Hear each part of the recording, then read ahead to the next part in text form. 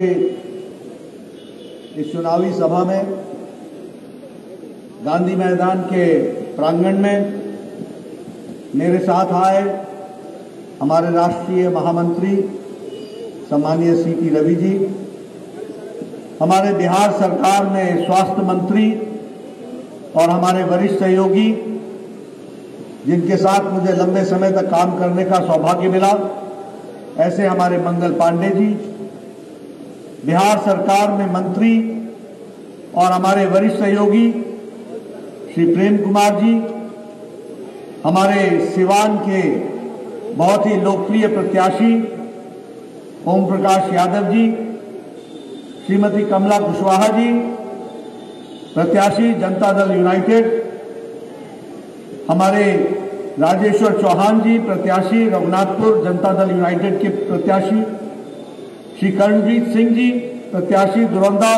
Bharatiya Janata party के, श्री संजय पांडे जी, जिला के अध्यक्ष भारतीय जनता पार्टी, इंद्रदेव सिंह पटेल जी, जिला के अध्यक्ष जनता दल यूनाइटेड, उपेंद्र साहनी जी, जिला के अध्यक्ष वीआईपी पार्टी, रविंद्र कुशवाहा जी, हमारे बहुत ही लोकप्रिय सांसद और आप सबके प्रतिनिधि, सम्मानित मंच और यहाँ इतनी बड़ी संख्या में एकत्र आए इस गांधी मैदान में सिवान की प्रबुद्ध जनता, माताएं, बहनें, बुजुर्ग और मेरे नौजवान साथी, मीडिया के मेरे साथी, प्रिंट मीडिया और इलेक्ट्रॉनिक मीडिया के साथी, मैं सबसे पहले तो इस पवित्र भूमि पर महेंद्रनाथ मंदिर को, सोहगरा के धाम को और महात्मा बुद्ध की भूमि को नमन करता हूं, बिहार की धरती को नमन करता हूं।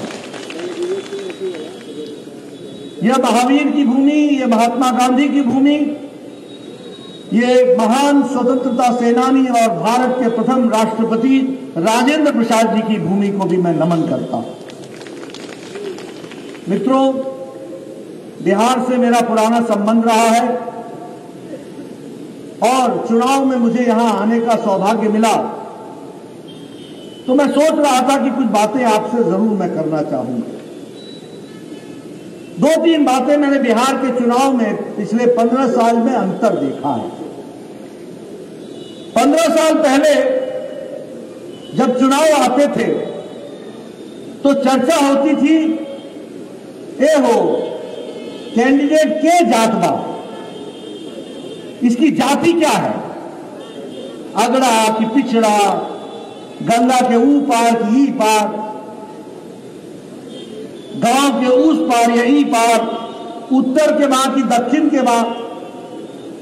यानी चुनाव में मुद्दा होता था कि व्यक्ति की जाति क्या है, व्यक्ति अगड़ा है, पिछड़ा है, इस पार का है, उस पार का है, अपना है, पराया है। लेकिन पिछले 15 साल में और विशेष करके 2014 के बाद प्रधानमंत्री मोदी जी ने भारत की राजनीति की संस्कृति बदल डाली और अब किसी को भी वोट लेने के लिए आना पड़ता है तो वो अपना रिपोर्ट कार्ड ले करके आता है कि उसने जनता के लिए क्या किया, तभी वो जनता के बीच में खड़ा हो पाता है। अब देखिए ना, आजकल लुभावने नारे लेकर के आते हैं कि हम नौकरी देंगे। जनता के सामने ये प्रश्न खड़ा होता है कि जो लोग ये बोल रहे हैं कि नौकरी देंगे, इन पर विश्वास किया जाए कि नहीं किया जाए, इनको माना जाए कि नहीं माना जाए। मैं सबको एक बात बोलता हूं, कभी भी किसी के कहे पर विश्वास मत करो। क्या वो करेगा, इसके आधार अगर कोई है जानने का, तो क्या उसने पीछे किया है वही तय करेगा कि आगे करेगा कि नहीं करेगा, इसका आधार बनेगा। और जब मैं पीछे याद करता हूं तो मुझे ध्यान में आता है कि ये वही पार्टी है ना, तेल पिलैयन डंडा भांगियन, ये वही पार्टी है ना, तेल पिलाओ डंडा भांजो रैली। क्या मतलब था? यानी बिहार की जनता पर डंडा बांधो? भूल गए? मित्रों, हाथी के दांत दिखाने के और होते हैं, खाने के और होते हैं। ये लोग दिखाते कुछ और है, करते कुछ और है। ये भारतीय जनता पार्टी में सुन रहा था, रविंद्र कुशवाहा जी खड़े हुए, उन्होंने बताया कि किस तरीके से नीतीश ने विकास किया है। हमारे मंगल पांडे जी खड़े हुए, उन्होंने बताया किस तरीके से विकास किया है। प्रेम कुमार जी ने बताया कि किस तरीके से विकास हुआ है। हमारे प्रत्याशी ने बताया कि किस तरीके से विकास हुआ है। ये छाती ठोक के विकास की बात इसलिए करते हैं कि क्यों इन्होंने करके दिखाया है और आगे भी करके दिखाएंगे, इस बात को हमको विश्वास है। मित्रों, मैं भी आया हूं आपके बीच में। 2015 में प्रधानमंत्री मोदी जी ने कहा था कि हम 1,25,00,000 करोड़ का पैकेज देंगे। बोला था कि नहीं बोला था? बोला था कि नहीं बोला था? मैं आज आपको बताने आया हूं कि मोदी जी ने 1,25,000 करोड़ नहीं, 1,25,000 करोड़ के ऊपर 40,000 करोड़ रुपए बिहार को ज्यादा दिए हैं विकास के लिए पिछले 5 साल में। इसको ध्यान में रखना चाहिए। लगभग 3,094 करोड़ रुपए किसानों के विकास के लिए दिया है। 1,000 करोड़ रुपए शिक्षा के लिए दिया है। 600 करोड़ रुपए मैंने बतौर स्वास्थ्य मंत्री बिहार को दिया है। और इस 600 करोड़ में आपके यहां बनने वाला मेडिकल कॉलेज के लिए 500 करोड़ अलग से है, वो इसमें नहीं जोड़ा है, अलग से दिया है। इसको भी ध्यान में रखना चाहिए। 1,200 करोड़ रुपए मैंने all India institute of medical sciences Darbhanga को दिया है, वो भी अलग से दिया है। बिजली के लिए बोलो, पहले बिजली आती थी, 15 साल पहले बिजली रहती थी, अब 24 घंटे रहती है कि नहीं रहती है? रहती है कि नहीं रहती है? यह है विकास की कहानी। मोदी जी ने 18,000 गांव को 1,000 दिन में बिजली से युक्त कर दिया। 1,000 गांव को याद रखना चाहिए। और बिजली पर खर्च किया 16,130 करोड़ रुपए। सड़क पर खर्च किया 13,320 करोड़ रुपए। हाईवे पर खर्च किया 54,000 करोड़ रुपए। रेलवे पर खर्च किया 8,710 करोड़ रुपए। एयरपोर्ट पर खर्च किया 2,700 करोड़ रुपए। डिजिटल बिहार पर खर्च किया 4,499 करोड़ रुपए। उसी तरीके से पेट्रोलियम पर खर्च किया 21,700 करोड़ रुपए और टूरिज्म पर खर्च किया 600 करोड़ रुपए। जोड़ लेना 1,25,000 करोड़ से ज्यादा बनता है। यह है मेरा रिपोर्ट कार्ड, यह है मोदी जी का रिपोर्ट कार्ड जो आपके सामने मैं रखने आया हूं। मित्रों, हम सबको मालूम है कोरोना का संक्रमण रहा। बताओ, अमेरिका लड़खड़ा गया कि नहीं लड़खड़ा गया कोरोना से? वहां विपत्ति आई कि नहीं आई? यूरोप के देश अपने आप को असहाय महसूस किया कि नहीं किया? लेकिन मोदी जी ने 1,30 करोड़ की जनता को, 130 करोड़ की जनता को कोरोना से सुरक्षित बचाया कि नहीं बचाया? बचाया कि नहीं बचाया? समय पर लॉकडाउन लगाया। जब लॉकडाउन लगाया तो उस समय एक ही टेस्टिंग लैब था पुणे में। आज 1,650 टेस्टिंग लैब है। उस दिन प्रतिदिन कोरोना का टेस्ट 1,500 प्रतिदिन होता था, आज 15 लाख प्रतिदिन टेस्ट हो रहा है। यह हमको ध्यान में रखना चाहिए। इस तरीके से देश को आगे बढ़ाया। पीपीई किट नहीं बनाते थे हम बाहर से मंगवाते थे पर्सनल प्रोटेक्शन इक्विपमेंट। आज 4.5 लाख पर्सनल प्रोटेक्शन इक्विपमेंट प्रतिदिन भारत बना रहा है और भारत अब विदेश में भी भेज रहा है। इसको हमको समझना चाहिए। यही नहीं, इसके साथ साथ लगभग 3 लाख वेंटिलेटर भारत में बनाए। 1,650 हमारे कोविड के अस्पताल बनाए और 4.5 लाख बेड कोविड के हम लोगों ने तैयार किए।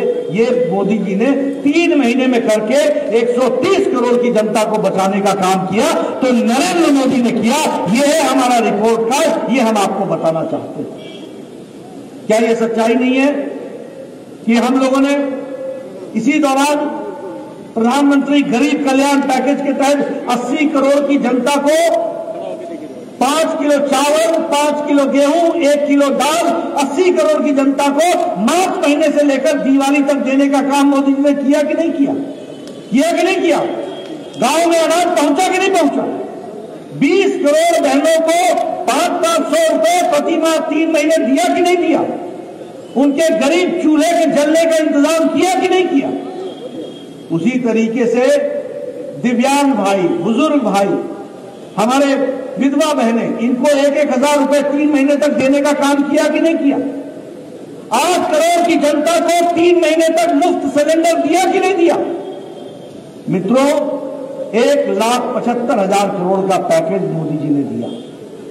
20 लाख करोड़ रुपए का आत्मनिर्भर भारत का पैकेज बनाया है।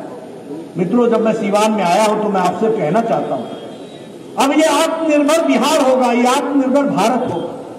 और आत्मनिर्भर बिहार के लिए ये आवश्यक है कि हम बिहार में फार्मर्स प्रोड्यूसर्स ऑर्गेनाइजेशन बना के मोदी जी का जो 1 लाख करोड़ रुपए किसानों के लिए है उसके इस्तेमाल धरती पर करें और सीवान के किसानों के लिए वो नीचे धरती पर लगे। पैसा मोदी जी का होगा, सरकार का होगा, लगाया जाएगा आपके द्वारा। इस तरीके की व्यवस्था होगी, उसके लिए हमको काम करना है। इसी तरीके से मित्रों, अगर मैं पीछे बिहार की बात करूं तो आपके यहां जनधन में 4 करोड़ 72 लाख खाते खुल के उसमें पैसे गए 500 रुपए। उजाला में 8 करोड़ के गैस का कनेक्शन आया। उजाला बल्ब के लिए 1 करोड़ 95 लाख मुफ्त में बल्ब बांटे गए।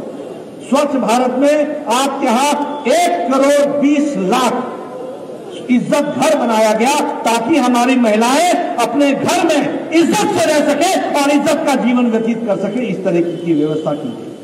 मित्रों, योजनाएं बहुत थी जिसको हम लोगों ने एक के बाद एक काम पूरा किया है। मैं यहां आया हूं तो मैं आपसे क्या ये बात हम शेयर करेंगे कि नहीं करेंगे कि आप लोग चाहते थे कि राम जन्मभूमि पर मंदिर बने? चाहते थे कि नहीं चाहते थे? और कांग्रेस ने लटकाने, अटकाने और भटकाने का काम किया था कि नहीं किया था? कपिल सिब्बल ने रोका था कि नहीं रोका था? मोदी जी ने प्रधानमंत्री बनने के बाद दोबारा डे टू डे हियरिंग करा करके सर्वसम्मति से राम जन्मभूमि का फैसला कराया और भव्य राम मंदिर अब वहां बन रहा है। इसकी हमको ध्यान में रखना चाहिए। धारा 370 हम नारा लगाते थे, एक देश में 2 निशान, 2 विधान, 2 संविधान नहीं चलेंगे। लेकिन जब आपने मोदी जी को दोबारा प्रधानमंत्री बनाया तब जाकर के धारा 370 धाराशाही हुआ और हम सफल हुए। इसको हमको समझना चाहिए।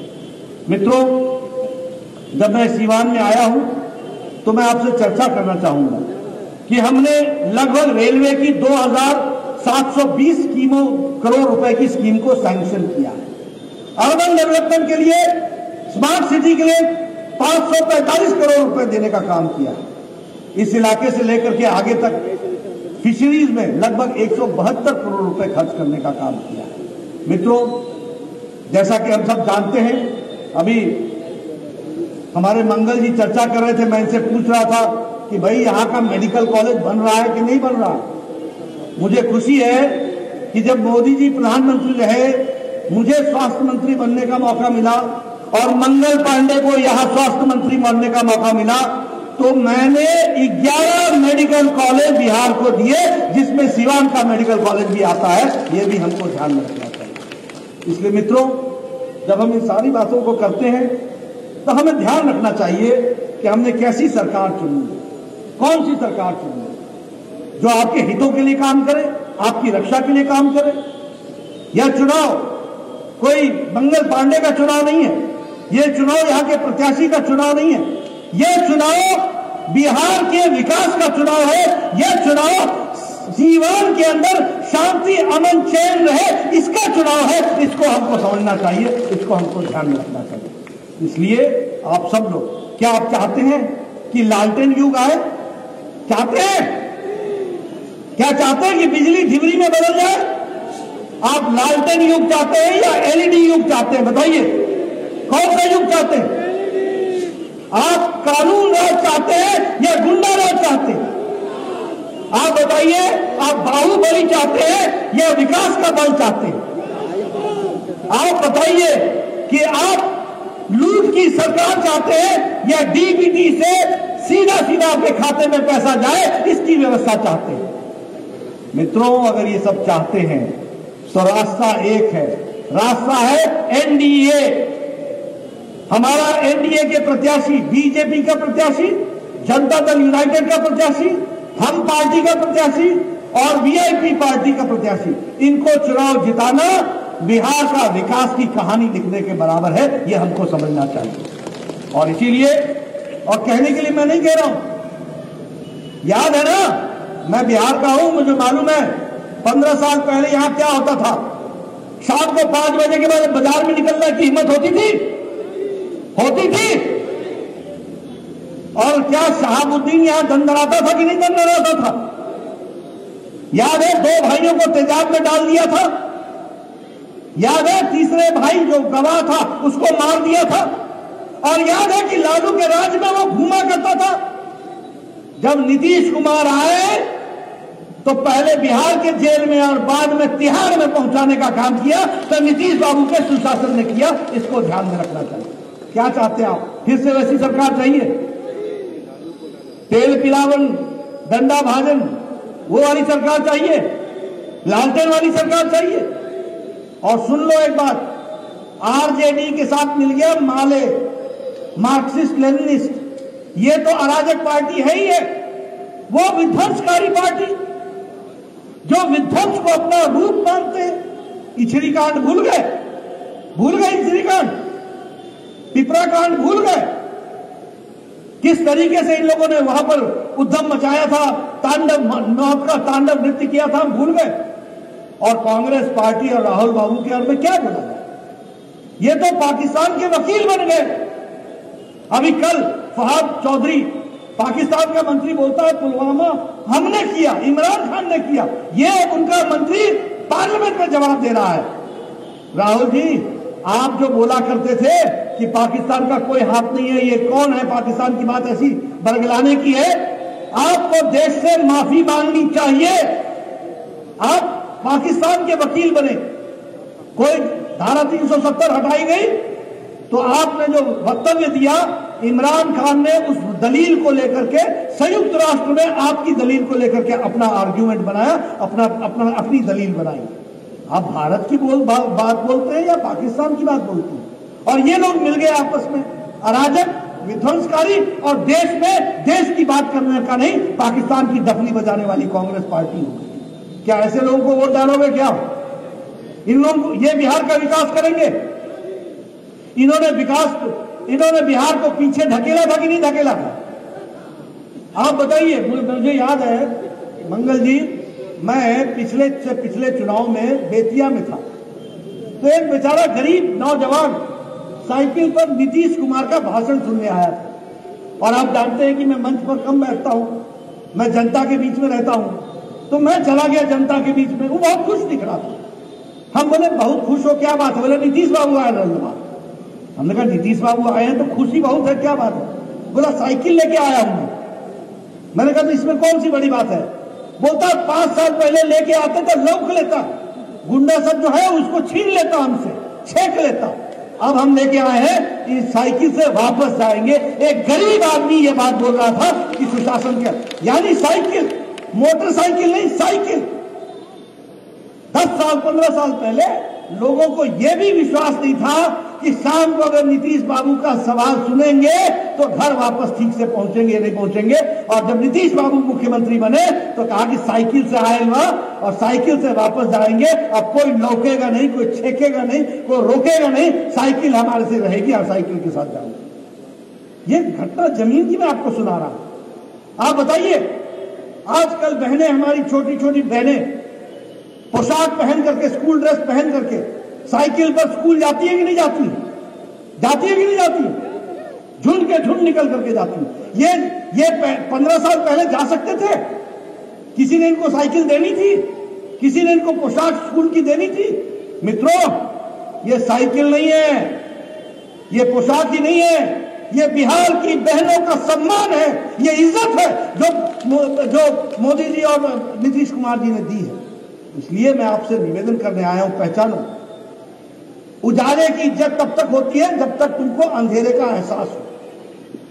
अगर अंधेरे का एहसास नहीं होगा तो उजाला समझ में नहीं आएगा। विकास समझना हो, आज हाईवे बन रहे हैं कि नहीं बन रहे हैं? बताओ, हाईवे बन रहे हैं कि नहीं बन रहे हैं? सड़कें बन रही है कि नहीं बन रही है? मेडिकल कॉलेज का शिलान्यास हुआ है कि नहीं हुआ? आप सोचो, 15 साल पहले मेडिकल कॉलेज और सीवान सोच सकते थे क्या? सीवान की जनता जागरूक है। आप बताओ, आज आपको आजादी मिली है कि नहीं मिली है? सीवान को खासकर पूछ रहा हूं। गुंडा राज से आपको आजादी मिली कि नहीं मिली?